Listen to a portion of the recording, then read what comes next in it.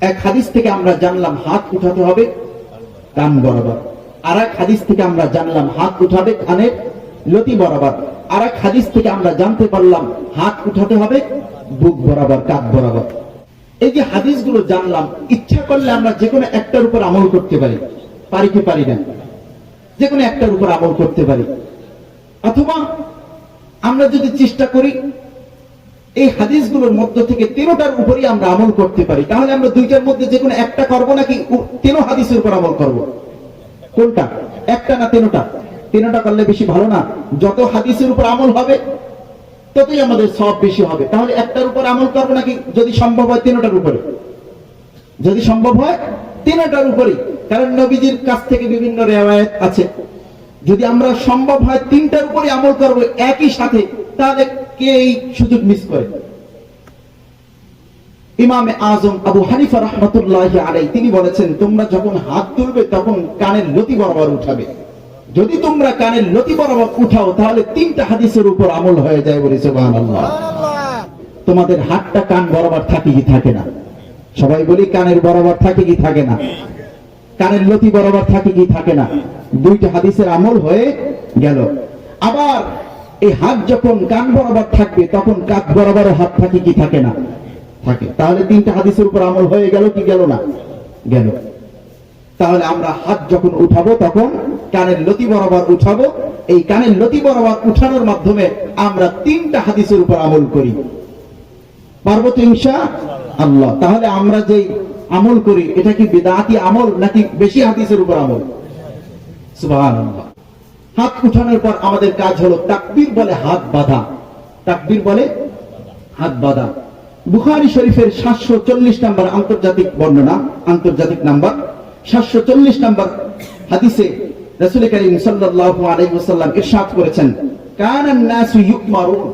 নবীজি সাল্লাল্লাহু আলাইহি ওয়াসাল্লাম মানুষদেরকে নির্দেশ দিতেন, হাত বাঁধার ক্ষেত্রে মানুষদেরকে নির্দেশ দিতেন, আইয়াদা আর-রাজুলু ইয়াদাল ইউমনা আলা যিরাইহিল ইউসরা, যে তোমরা কি করবে, হাত বাঁধার সময় ডান হাত দ্বারা তোমরা বাম হাত ধরবে। ডান হাত দ্বারা সকলে আমরা একমত। কেউ বলে নাই যে বাম হাত দিয়ে ডান হাত ধরতে হবে। ডান হাত দিয়ে কোন হাতকে ধরতে হবে? বাম হাত দিয়ে ধরতে হবে। এক্ষেত্রে আমরা ডান হাতকে বাম হাতের কোন স্থানে রাখবো, এটা একটা বিষয়। যারা বলে কবজির উপরে হাত রাখতে হবে তারাও সহিহ হাদিস অনুযায়ী বলে। যারা বলে হাতের তালুর উপরে ডান হাত রাখতে হবে, ডান হাত বাম হাতের তালুতে রাখতে হবে, তারাও সহিহ হাদিস বলে। যারা বলে ডান হাত বাম হাতের জিরার উপরে, বাহুর উপরে রাখবে, তারাও সহিহ হাদিস বলে। সুবহানাল্লাহ বলে। কেউ হাদিসের বাইরে কথা বলে না, তারাও রেফারেন্স দেয় কি দেয় না? তাহলে সবাই সহিহ সনদ অনুযায়ী হাদিস বর্ণনা করে। এখন আমরা এমন এক সূরাত দেখি পাওয়া যায় কিনা যে সূরাতের মাধ্যমে আমরা অধিকাংশ হাদিসের উপর আমল করি। যেমনি ভাবে আমরা হাত উঠাইতাম, কয়েকটা হাদিসের উপর আমল হয়ে যেত। হাত বাঁধার ক্ষেত্রে আমরা একক হাদিসের উপর আমল না করে দেখি একাধিক হাদিসের উপর আমল করা যায় কিনা, দরকার আছে কি নেই? রাসূল করিম সাল্লাল্লাহু আলাইহি ওয়াসাল্লাম ইরশাদ করেন, আবু দাউদের 766 নম্বর হাদিস, সুম্মা ওয়াদাআ ইয়াদাহুল ইয়ুমনা আলা যহরি কাফফিহিল ইউসরা ওয়ার রুসকি ওয়াস সাঈদ। নবী করিম সাল্লাল্লাহু আলাইহি ওয়াসাল্লাম যখন হাত বাঁধতেন, ডান হাত দিয়ে বাম হাত বাঁধতেন। বাঁধার সময় নবীজির ডান হাতের নিচে বাম হাতের 3টা অংশ থাকতো। একটা হলো তালুর পিঠ, বলেন একটা হলো তালুর পিঠ,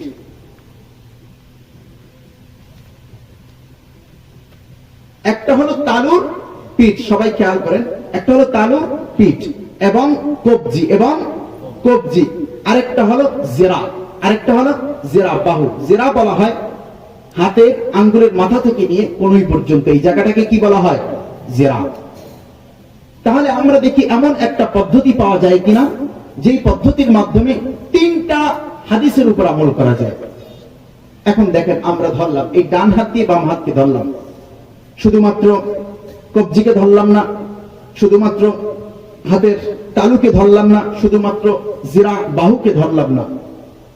আমরা কি করলাম? ইমামে আজম আবু হানিফা রাহমাতুল্লাহি আলাইহি তিনি বলেন যে তোমরা একটা কাজ করো, এই যে ডান হাতে বৃদ্ধাঙ্গুলি এবং কনিষ্ঠাঙ্গুলি, বৃদ্ধাঙ্গুলি এবং কনিষ্ঠাঙ্গুলি, এই দুইটা আঙ্গুল দিয়ে তোমরা বাম হাতের কবজি ধরো। সবাই একটু ধরি তো আমরা।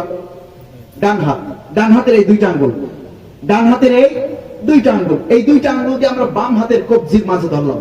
সবাই একটু ধরি। ধরার পরে এরপর একটু খেয়াল করি, দেখেন তো ডান হাতের তালু বাম হাতের তালুর উপরে আছে কি নাই। সুবহানাল্লাহ, একটা হাদিসের উপর আমল হয়ে গেল। এরপরে দেখি জিরা কবজি, কবজিকে ধরা হলো কি হলো না? তাহলে কয়টা হাদিসের উপর আমল হয়ে গেল? দুইটা। দেখেন তো জিরা অর্থাৎ এই জায়গাটা, এই জায়গার উপরে হাত আছে কি নাই? 3 আঙ্গুল আছে না উপরে? তাহলে 3 জায়গা ধরা গেল কি গেল না? তাহলে হাদিস একটার উপর আমল করলাম নাকি 3টার উপরে? এখন শুধু জিরার উপরে ধরবো নাকি কবজির উপরে ধরবো নাকি তালুর উপরে ধরবো? একটার চেয়ে 3টা ভালো না? তাহলে আমরা 3টা হাদিসের উপর আমল হয়ে গেল, সব আমরা 3 গুণ পাবো বলে সুবহানাল্লাহ।